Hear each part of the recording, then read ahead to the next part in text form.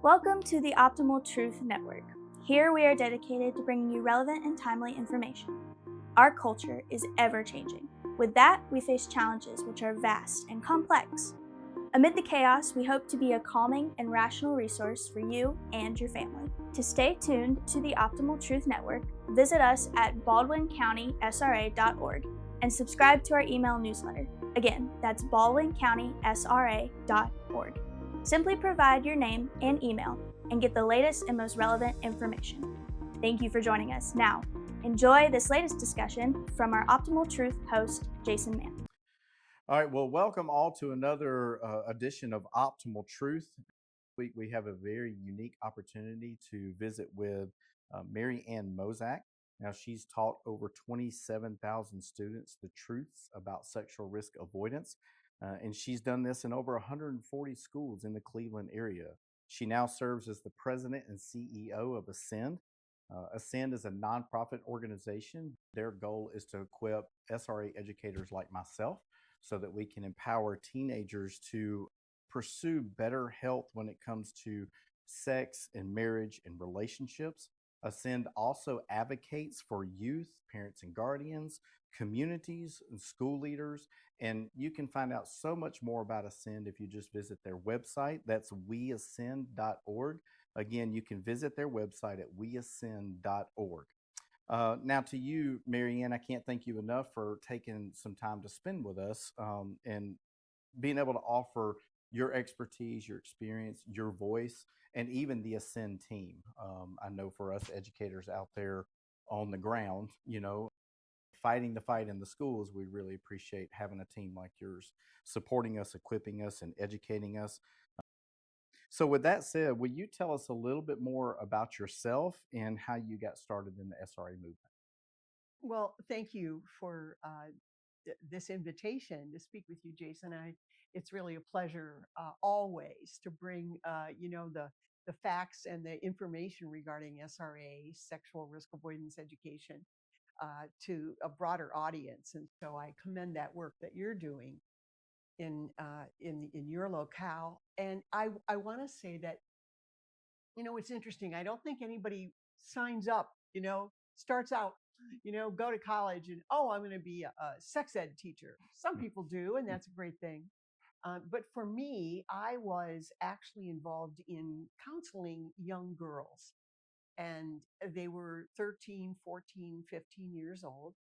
And they would come in and they were pregnant. They said, uh, you know, they told me that all I had to do was use a condom, and the next girl would come in and she would say, but I used a condom, but I used a condom. And I heard that so many times, I finally said, wait a minute. Are you telling me that the sex ed message you're getting is that you're in the seventh grade and sex is fine? Just make sure it's protected or it's with a condom. And they said, well, yes. And I went home that night and I said to myself, these girls that I'm seeing face to face, this is what they're hearing and they're acting on it.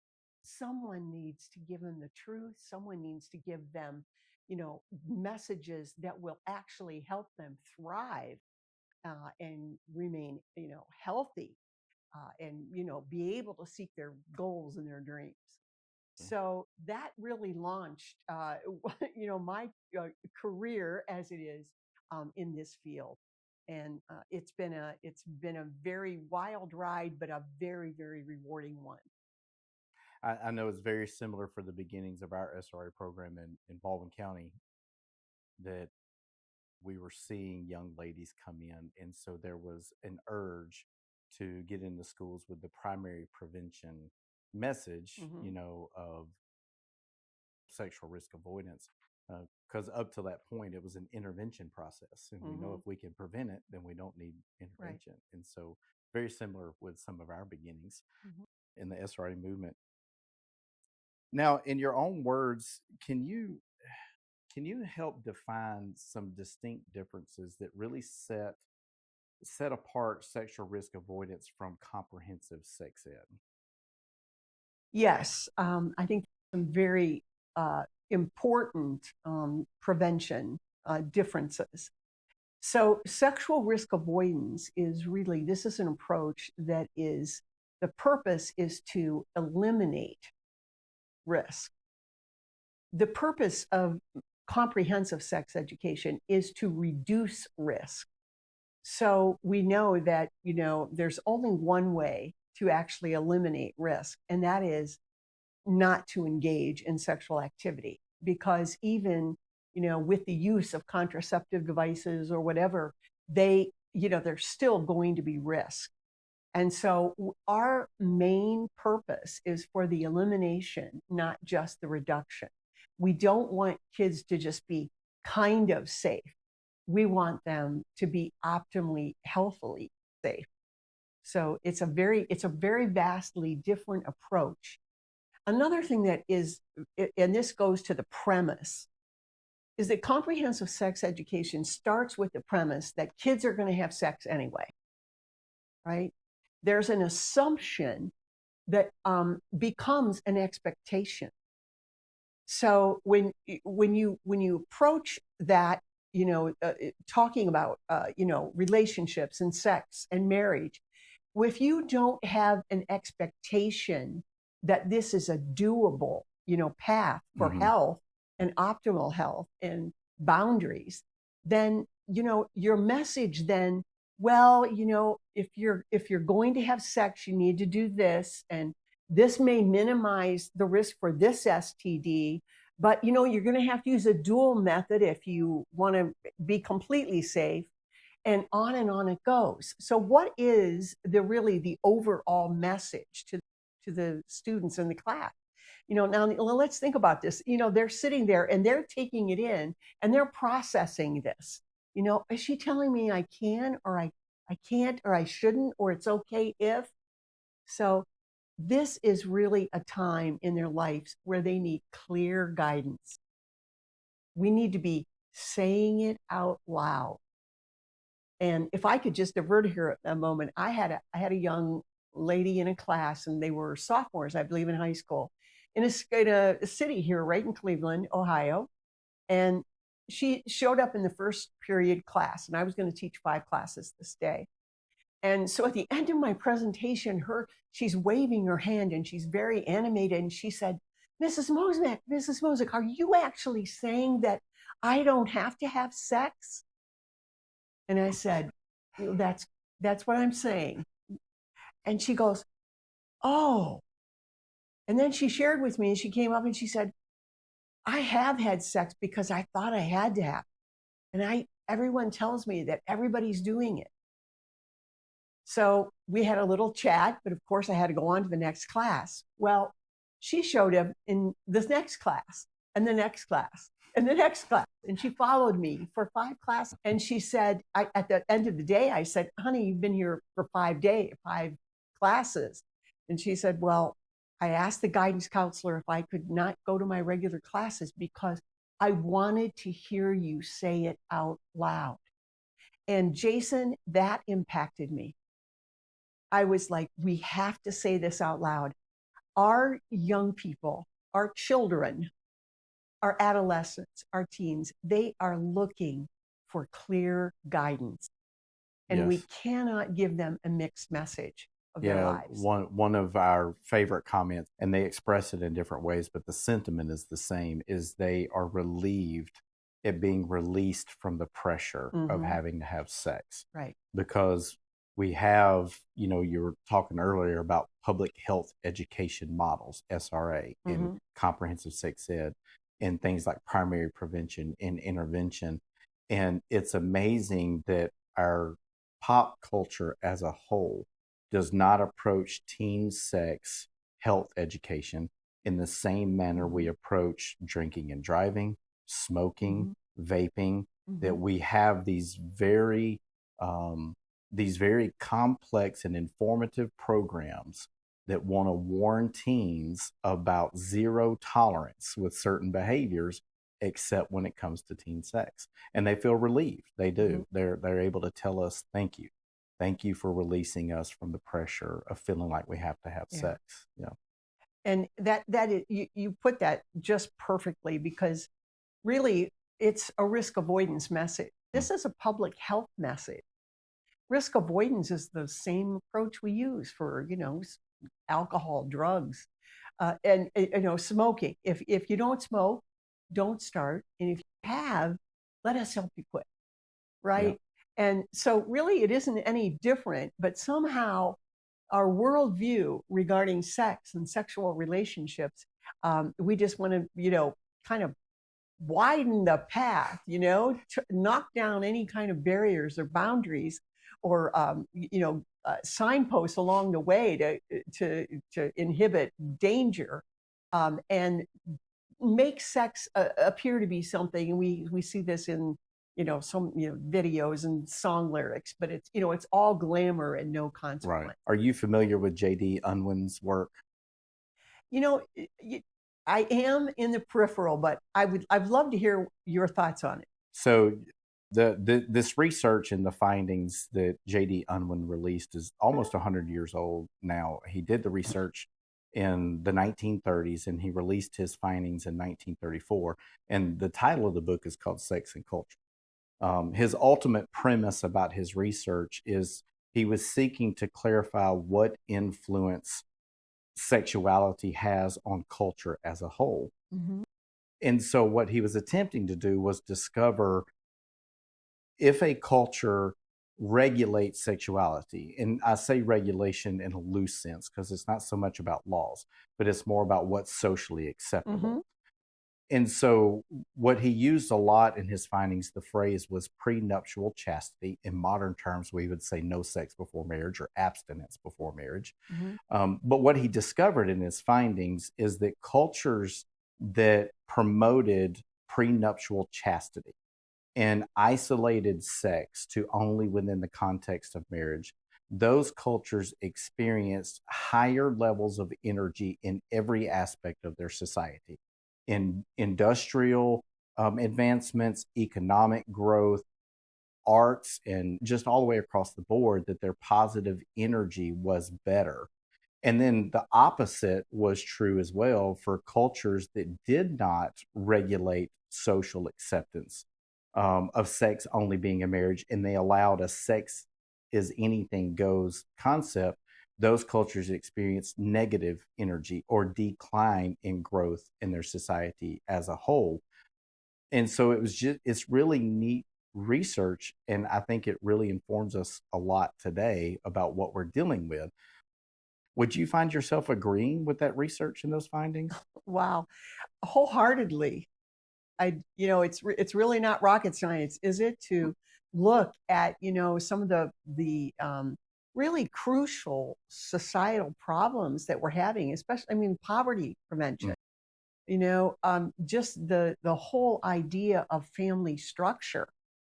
And again, I know we were not talking about laws here, but we're talking about the dominant culture. When the dominant culture sends the message that, and we had this, up until the 60s and 70s, mm-hmm. really, it started mm-hmm. to change.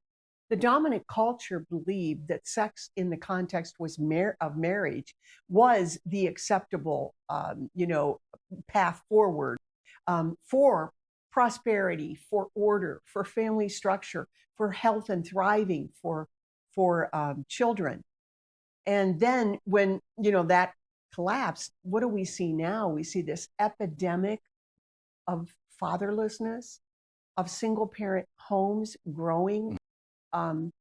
We have 25% of our young people live in single parent homes. None of us can step back and say that, this is an ideal situation, right? And I think that's what you're addressing. Yeah. So the ideal is, not to disparage anyone that are kind of playing the hand that they've been dealt and doing the best that they can. But again, we're talking about what's optimal, what's right. ideal. Right. And then, what evidence do we have that supports, those findings? And then obviously working as a society, promoting a public health education model around teens and sex that helps us achieve what is optimal. Earlier you mentioned something about and clarifying that this isn't really about law. But I am curious, kind of your position or your take on how can state and federal laws help us, I guess, regulate what goes into the schools, because we know there's sex education in the schools all across the nation. And we know every state has some form of a sex education law in place. But what can legislators do at the state and federal level to help secure sexual risk avoidance content in the schools? Mm-hmm. Well, that's a really interesting question, and it's in a sense it's a philosophical question, because really when you look at law, some of the great writers, some of the great theologians, they actually statesmen. The law instructs the heart, right? Laws are good because they can do that. They can give guidance. They can instruct the heart. And so we have an opportunity in governance to really help to instruct the hearts, the minds, the soul, the body. It's an amazing task. It's a high-minded, noble task, and our legislators really need to take it very, very seriously. That the law does impact individual lives, and also then, of course, the society at large. And so I think legislators really need to look very, very hard at the root causes of some of the critical social problems that we Mm-hmm. have, in terms of poverty, in terms of fatherlessness, in terms of the mental health crisis that our students are Right. going through, trauma, there's just a whole array there that speaks to the very, very important foundational pieces that young people need to build. And if the law can help them build them more easily, they should be incorporated in our law, to make sure that our young people are hearing the truth and really, guidance that will get them to where they need to go. Right. So with the right laws in place, we would really be dealing with the root of the sickness and not addressing the symptoms. Right. And So, that's really what we've been doing right. for decades now, is just addressing the symptoms. And I think there is a new spirit alive, a new openness that people want, especially when it comes to sex education. They want common sense, age appropriate, and biologically sound sex education for their children. And I do not think that that is too tall of an order for any body of legislators to deliver. Yeah. Now you mentioned one term there that I got to be honest, I'm not 100% familiar with, so I would love for you to expand on that. Biologically sound. Help me understand that a little bit better. Well, it's this thing that we know as science, Mm-hmm. and there are certain things where the science is settled. Mm-hmm. For instance, my young granddaughter, she's 4 years old, and she said to me, she said, "Nana, I've never told you this, but I can fly." And I said, "You can?" And she said, "Yes, I can. I can fly. I jump off the couch and I'm able to fly." But I said, "What happens to you?" And she said, "You're going to tell me about a thing called gravity now, aren't you?" That's such a great analogy. Yeah. And I said, "Yes." I said, that's settled science. Now she's 4 years old. She probably isn't going to get to comprehend that. But of course, we can as adults. We know there are certain things that are biologically they're just irrefutable. Are there anomalies, very, very small anomalies of certain things? We know that. And I'm not going to pretend to be a doctor or, an endocrinologist or someone who's an epidemiologist that can talk about these things in that regard. But we certainly do know that there are males and females, Right. and there are chromosomes, and there are bodily attributes that define us. And there's some science there that's settled. And the brain, don't even get me started, right? The difference between male and female brain. So, and for well, sure. I really love the statement that you keep saying there's settled science, because that's really, as you help us introduce, this platform of optimal truth, that's really it. Mhm. We're really want to approach this from settled science. Like this is where we're at. Mhm. This is the foundation, and then we can, build from Yeah. there. Mhm. But I am curious too. You mentioned a minute ago about even bringing mental health into the Yeah. conversation. So Mhm.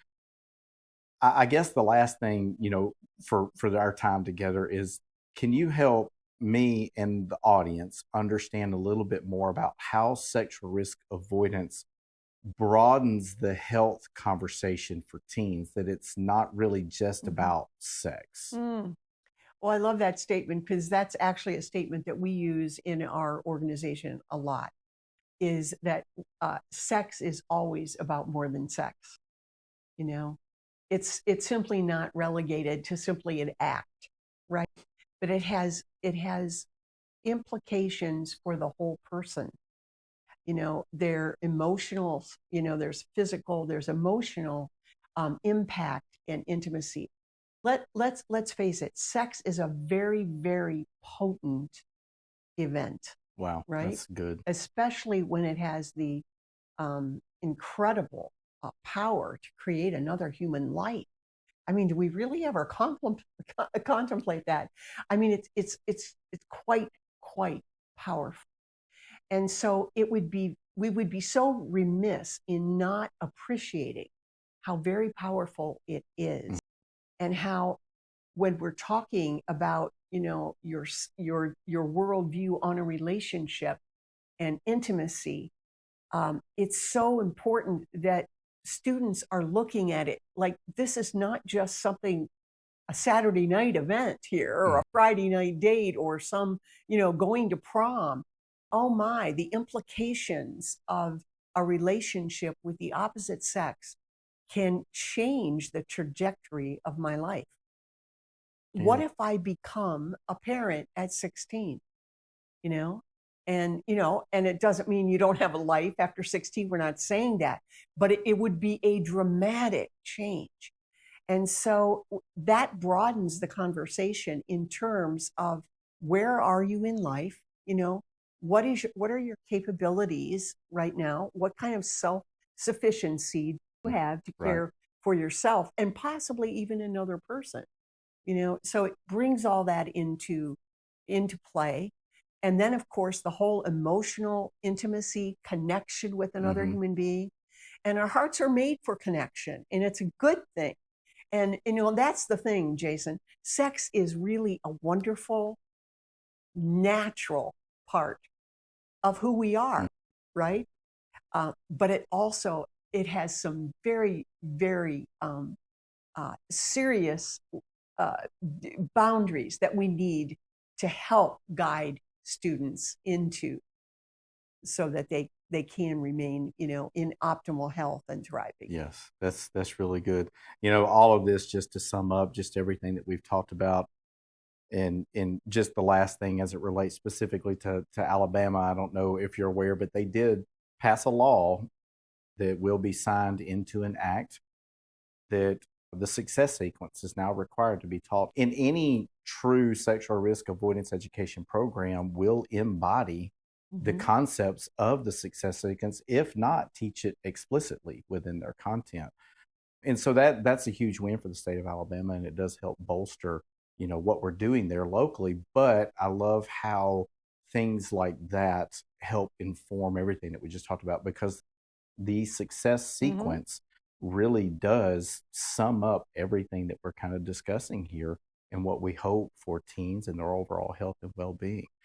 So we're just glad again to have you Mhm. leading us in and leading the charge nationwide, and helping equip us at the local level to be able to bring this optimal health message to the youth and to the parents. We hope you were able to get some critical information takeaways. Please give us some feedback and send us your questions. As a community, we rely upon all of you to refine our message. Give us a like, share our content with your friends and family, and be sure to subscribe to our network. Thanks for tuning in into Optimal Truth.